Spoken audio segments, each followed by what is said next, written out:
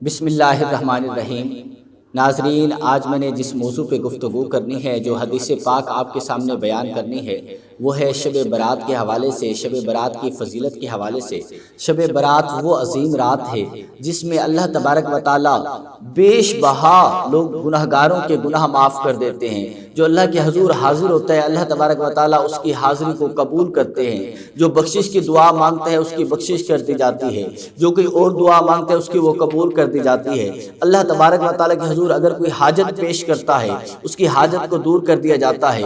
اللہ تبارک و تعالی کے حضور اگر کوئی عاجزی انکساری کے ساتھ رو رو کے کوئی دعا مانگتا ہے تو اللہ تبارک و تعالی قبول فرماتے ہیں۔ لیکن قربان جو میرے مصطفیٰ کریم حضور جان رحمت، حضور جان جانا کی حدیث پاک ہے، حضور فرماتے ہیں کہ اس رات ہر بندے کی بخشش ہے، لیکن 7 بندے ایسے ہیں جن کی بخشش نہیں۔ یعنی ایسی کون سے بدبخت لوگ ہیں کہ باقی سب کی بخشش ہے لیکن یہ 7 بندے ایسے ہیں ان کی بخشش نہیں ہے۔ حضور فرماتے ہیں ان میں سب سے پہلا مشرک ہے، جو اللہ کے ساتھ کسی کو شریک ٹھہراتا ہے، جو کافر ہے، اس کی کوئی بخشش نہیں۔ میرے مصطفیٰ کریم حضور جان رحمت بیان فرماتے ہیں کہ شب برات کی رات، اس فضیلت والی رات سب کی بخشش ہے، لیکن جو والدین کا نافرمان ہے اس کی بخشش نہیں ہے۔ جو اپنے والد کا نافرمان ہے، جو اپنی والدہ کا نافرمان ہے، جو اپنے ماں باپ کا کہنا نہیں مانتا، اس کی بخشش نہیں ہے۔ دیکھیں ناظرین، کیسے حضور علیہ السلام نے ہمارے لیے بیان فرمایا کہ سب کی بخشش ہے، لیکن جو اپنے والدین کا نافرمان ہے اس کی بخشش نہیں ہے۔ ہم اپنے آفس میں جاتے ہیں، اپنے دفتر میں جاتے ہیں، اگر آپ اسٹوڈنٹ ہیں، آپ کالج میں جاتے ہیں، آپ اپنے پرنسپل کی بات کو کیسے فالو کر رہے ہوتے ہیں؟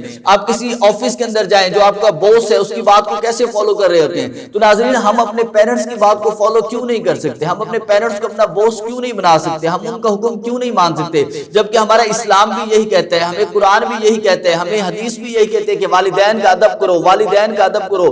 فلا تقل لہما اف، اپنے والدین کے لیے اف بھی نہ کہو۔ علماء کرام اس کی تفسیر بیان کرتے ہوئے بیان فرماتے ہیں کہ والدین کو اف کہنے کا مقصد یہ ہے، والدین نے کوئی حکم دیا، آپ کے فیشیل ایکسپریشن سے، آپ کے چہرے کے تاثرات سے لگا کہ آپ کو ان کی بات اچھی نہیں لگی، فرماتے ہیں یہ بھی غلط ہے، اتنا بھی نہیں ہونا چاہیے، یعنی والدین کی اس انداز میں فرما برداری کرنی چاہیے۔ اور میرے مصطفیٰ کریم حضور جان رحمت نے بیان فرما دیا کہ 7 بندے ایسے ہیں، اس رات سب کی بخشش ہے، ان 7 کی بخشش نہیں، ایک مشرک کی بخشش نہیں، دوسرا جو والدین کا نافرمان ہے اس کی بخشش نہیں، اسی طرح جو چغل خور ہے اس کی بخشش نہیں، جس کے دل کے اندر کینہ ہے، بغض ہے کسی کا، اس کی بھی بخشش نہیں، کہ اس کے دل کے اندر کسی کے لیے بغض ہے، نفرت رکھتا ہے، اس کی بھی بخشش نہیں، اسی طرح جو قاتل ہے، جس نے کسی کا قتل کیا ہے، اس کی بھی بخشش نہیں ہے، اور وہ شخص جو تکبر میں آ کے ٹخنوں سے اوپر شلوار رکھتا ہے اس کی بھی بخشش نہیں ہے۔ یہ وہ لوگ ہیں۔ اسی طرح ایک شرابی کے بارے میں میرے مصطفیٰ کریم نے فرمایا کہ اس کی بخشش نہیں۔ یہ 7 لوگ ہیں، سب کی بخشش ہے، لیکن 7 لوگوں کی اس عظیم رات، اس فضیلت والی رات میں بھی بخشش نہیں ہے۔ اگر آپ میں سے کوئی بھی یہ گناہ کرتا ہے، کوشش کریں اس گناہ کو دور کریں، خاص طور پہ یہ کینے پرور والی، حسد والی جو ہے، اپنے دل کے اندر کسی کے لیے بغض نہ لے کر آئیں، اپنے دل کے اندر سب کے لیے محبت رکھیں۔ دیکھیں ہمارے ہاں رشتہ داروں میں کتنا بغض پایا جاتا ہے، ہم ایک دوسرے سے کتنی نفرتیں کرتے ہیں، بہن بھائی ایک دوسرے سے کتنے جدا ہیں، ایک دوسرے سے دور ہیں۔